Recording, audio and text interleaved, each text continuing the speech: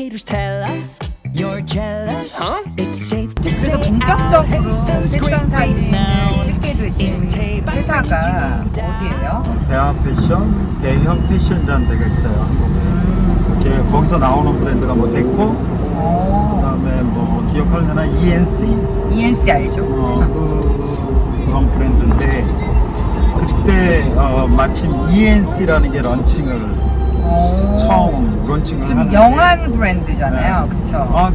내가 젊잖아. 그때 20대니까. 근데 요건 내가 하면은 좋겠다 그래서 그쪽에 들이대서 이건 내 거다. 근데 거기가 조학수 사장님. 패션 컬렉션에서 만나신 거죠, 파리에서. 그런 사람들 사이에서 이제 서로 인사하면서 알게 된 거고, 그분들은 이제 그런 걸 이제 구경하러 오셨으니까 그래서 알게 됐는데, 그 브랜드를 처음에는 이제 대시를 하니까 막 웃더라고. 왜냐면은 20몇 살짜리가 자기 브랜드 몇백억, 몇천억 그 매출을 감당할 수 있을까? 이 비주얼 이미지가 특히 론칭인데,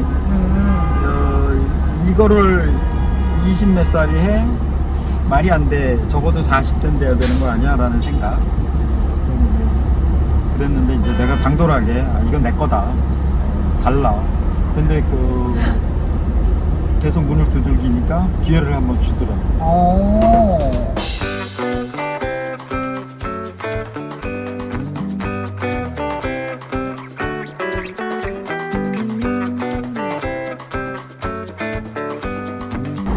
그래서 그걸 찍었는데 그게 바로 대박이 나버렸어요. 한국에서 이태원에 있는 모델들, 한국에는 그 당시에 모델들이 없어서 외국 모델을 쓰려면 이태원에서 에이전트 비슷하게 하던 분들이 있었어요. 거기서 모델을 데려다 썼는데 나는 그건 절대 안 하겠다. 그러니까 내가 원하는 캐파를 좀 달라. 예산이 그 버짓 안에서 내가 하겠다. 그래서 나는 일본으로 가. 근데 일본 도쿄만 하더라도 퀄리티가, 모델 퀄리티가 에이전트 산업이 굉장히 다 자리가 잡혀 있고 선진국이고 퀄리티가 세계적이니까 거기서 이제 10대 모델들만 캐스팅을 직접 해서 내가 원하는 비주얼을 던져주는 거예요. 그거를 딱 발표하고 난 다음에 그 시즌부터 한국에 있는 유명한 브랜드라는 홍보실의 담당자들이 전부 전화가 와요. 우와. 그래서 일이 터지기 시작을 했어요. 뭔가 다르다는 느낌. 한 방에. 그거 한 방. 와.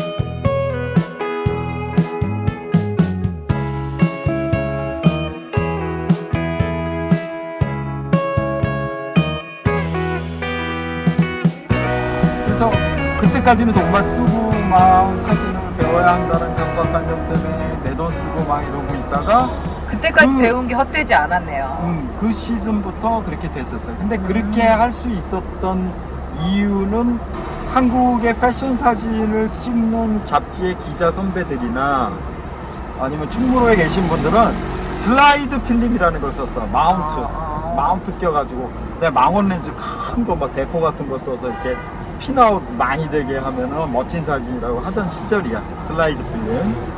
근데 내가 유럽이나 일본에서 배운 거는 네가티브 필름, 그것도 원투원이 카메라, 중형 대형 카메라로 찍고 그거를 크게 프린트를 해서 리터칭을 해서 드럼 스캔을 받아서 나가는 시스템이거든. 그 시스템을 나는 한국에 처음 응용을 한 거야. 그러니까 한국 사람들이 외국에서 온 사진인 줄 알았다가 한국 작가가. 한국 작가니까 막 전화가 오기 시작하는 거야. 왜냐면은 뉴욕이니까. 뉴욕은 어쩔 수 없어요, 이런 소음들이. 어쩔까. 그래서 그런 걸 하는 그래서 막 전화가 오기 시작했어요. 음. 그러면서 이제 브랜드들도 많이 찍고 또 본격적으로 잡지들이랑도 일을 많이 하셨어요. 그쵸? 근데 내가 예상했던 대로 이제 일본의 매거진이 막 붐을 있으니까 이제 한국도 그렇게 될 것이다라는 생각으로 난 프리랜서 취직을 일부러 안 했던 거예요. 거기가 당연히 전화가 왔겠네요. 아니 사진. 처음에는 거기에 사진부들이 다 월급 받으시는 분들이 계셨잖아. 선배들도 있고 뭐. 그러니까 월급 받는 분들이 찍기 시작을 했어. 근데 제이는 왔겠다. 스카우트 제이 같은 근데 거. 프리랜서한테 외주가 나오질 않던 시절이야. 아. 그런데 이제 점점 이제 라이센스지가 L가 한국일보에 처음 했거든. 네네. 라이센스가 들어오면서 자체 사진부에서 소화하기에는 퀄리티가 너무 안 좋다라고 본인들이 평가가 그러니까 사진부라는 나니까. 거는 패션만 찍는 게 아니라 여러 가지 다 이것저것 찍는 찍- 거잖아요. 그냥 그렇죠? 그러니까 내가 사진부를 내가 취직을 안 했던 가장 원천적인 이유는 거기 가면은 사람이 망가지겠더라고. 이유는 내가 이렇게 얘기하면 미안한데 하나는 딱 하나가 아침에 출근을 해서까지 오늘 내가 뭘 찍는지 몰라. 특화되지 않았군요. 몰라. 그냥 데스크가 촬영을 해서 편집부에서 넘어오면은 몇 장이 이렇게 있으면 던져줘. 이거 너가, 이거 너가, 이거 너가. 그러면 그거 받고 카메라 메고 나오는 거야. 근데 원래는 그렇게 기자들한테만 맡기는 사진 작업을 어떻게 해서 작가님한테 맡기게 되셨어요? 그러면서 라이센스지가 생기고 라이센스지가 생기니까 해외 시스템이 들어오기 시작을 하고 해외 시스템에서 우리도 외주제를 하자라고 하면서 프리랜서를 찾기 시작하는데 거기에 1순위로 걸려들어요. 준비된 사람들이 별로 없을 거 아니에요. 그런 게 없었으니까.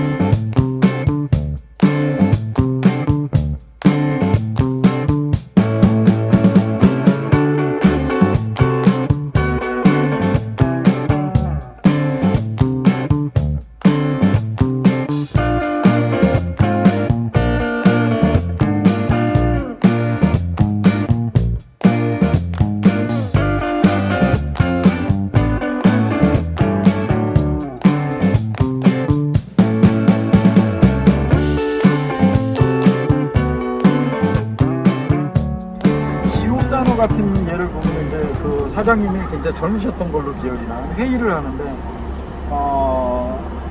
아무튼 홍콩에서 뭐 들여온 것 같아. 캐주얼, 그러니까 이지 캐주얼 중저가고. 그래서 그거를 찍자고 회의를 하는데 나는 거기서 주장을 한 거지. 이거는 중저가 아니냐. 그건 뭐 슈퍼 모델 써서 막 뭐 하이 패션으로 가봐야 되지도 않는 거고. 그렇다고 너무 싸구려로 가면 이거 잘못하면 동대문 남대문으로 붙어버릴 거고. 안 되니까 차별화를 하자 해서 최고의 연예인들만 쓰자. 그때 뭐 전지현이 막 다 동원한 거야. 정우성이, 고소영이 막 다 동원해서 그 그리스 컨셉이라는 거, 그 내가 했던 건데. 그리스 컨셉? 왜 그리스 컨셉? 그리스라는 올리비아 뉴튼 존 트라볼타 영화를 아, 사진을 그리스. 정우성과 영화. 이제 고소영이 해서 CF까지 동일하게 광고색을 기획을 하고 뮤지컬. 그거를 하는 거야. 그 세트비만 해도 무지하게 많이 나왔지. 아무튼 그렇게 해서 스케일을 키우는 작업을 하고 그런 거를 하다 보니까 스튜디오의 어시스턴트만 갖고는 내 업무가 안 돼. 그래서 나는 매니저를 뒀어. 사진 작가의 매니저. 매니저. 그것도 유학 작가님. 갔다 오네. 뭐 팔슨스 나오네. 패션 좀 보네. 네. 아니면 뭐 에스모드 나오네. 뭐 이런 유학 갔다 오네. 왜냐면 모델도 다뤄야 되고 해외 스케줄도 잡아줘야 되고 두고 그다음에 그거를 하다 보니까 나중에는 스토리 전개를 내 거를 표현을 해야 되는데 그거를 광고주한테 들어가서 내가 다 브리핑하기가 뭐하잖아. 내가 얘기한 거를 보도화하고 비주얼화해서 가서 프레젠테이션 해주는 기획팀을 또 만들었어. 와. 버짓이 이제 사진 피만 받는 일도 있지만 기획까지 통으로 기획을 다 하시. 턴키도 이렇게 받아서 하는 일을 하게 되기 시작한 거야.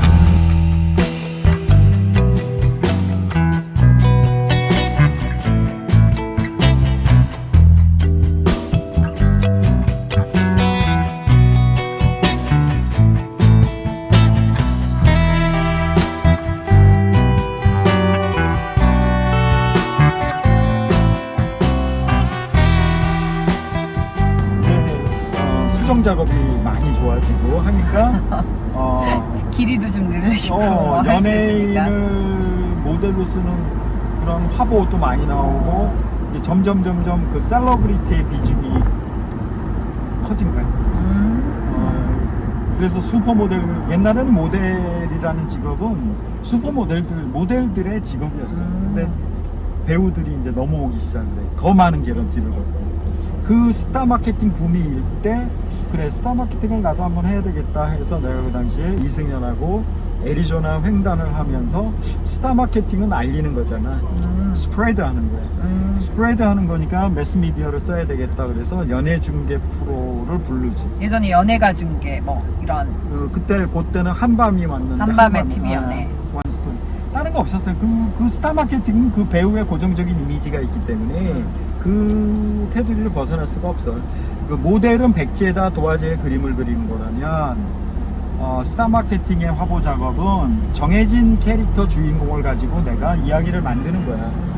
무대를 만들어줘. 그때 아리조나의 컨셉은 뭐였어요? 아리조나의 컨셉은 다른 거 없어.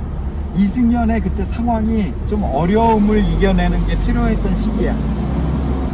그래서 그녀의 재계를 좀 위해서 뭐 아니면은 그녀가 이런 면도 가지고 있다라는 면도 보여줘야 약간 강인함도 표현하고 또 그녀의 패션의 모습도 멋지게 보여줘야 되고 다양한 면을 보여줘야 되기 때문에 이승연이라는 그 모델에 집중할 수밖에 없었지. 연예인들이 고생 안 하려고 하던 시절이야. 고생을 해봐야만 작업의 소중함도 알고 돈을 받지 말고 해야만 더 열심히 해. 와. 10원 한 장 안 받고 한 거야. 그때 이승연 씨도 무료 출연을 한 거예요? 아이 무료. 그 당시에는 내가 이런 작업 합시다 하면 다 무료였어. 무슨 돈을 받고 무슨 선물을 주고 무슨 거마비를 줘. 그런 거 없었어. 그 횡단 이후로 또 제일 기억에 남는 작업은 누구랑 작업? 그 뒤에 뭐 수중 작업도 있었고 그 당시에는 필름 카메라를 해서 수중 촬영이 불가능해. 패션은 특별한 세트를 만들지 않는 한 바다에서 불가능했었어. 디지털이 아니니까. 근데 그거를 시도를 해서 성공을 했어. 필름을 한 롤만 찍고 나와야 돼. 누구랑 하신 거예요? 이승연, 김민희 세 명을 머메이드. 그냥 동화 같은 인어 이야기야. 그 물 밑에다가 세트를 해놓고 했던 거.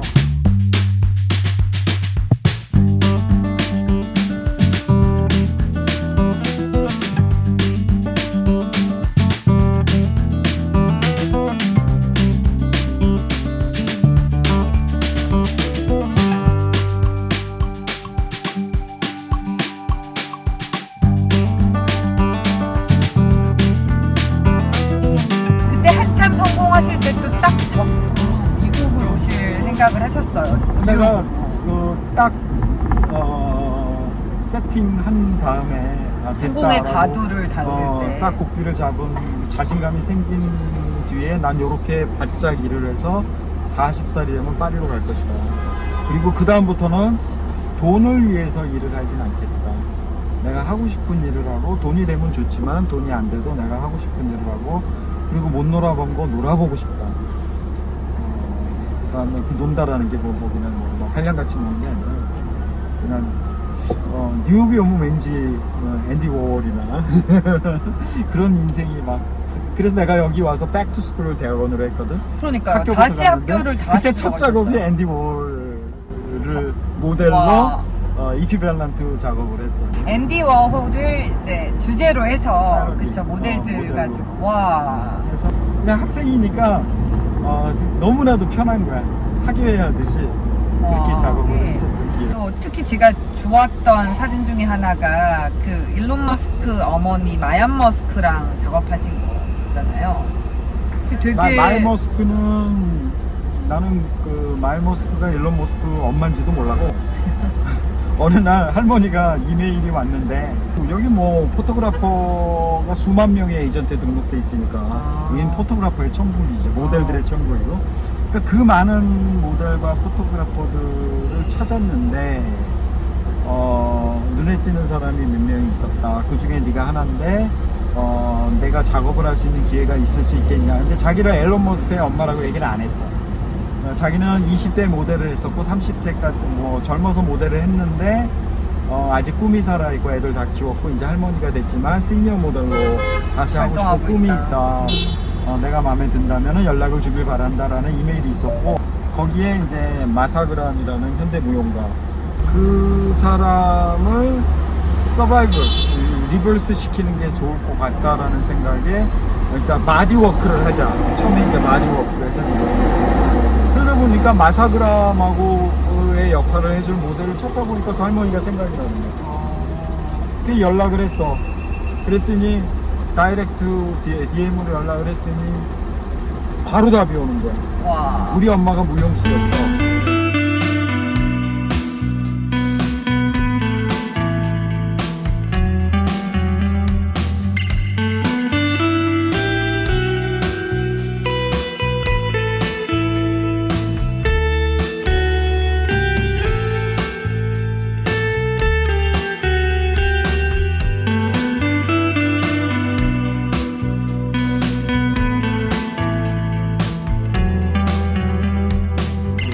자, 뉴욕으로 오신 뒤에 이제야 비로소 커머셜을 다 떠나서 진짜로 예술가로서 해보고 싶은 작업들 다 하신 거네요? 다는 아니고 할 수 있을 만큼은 해봤고,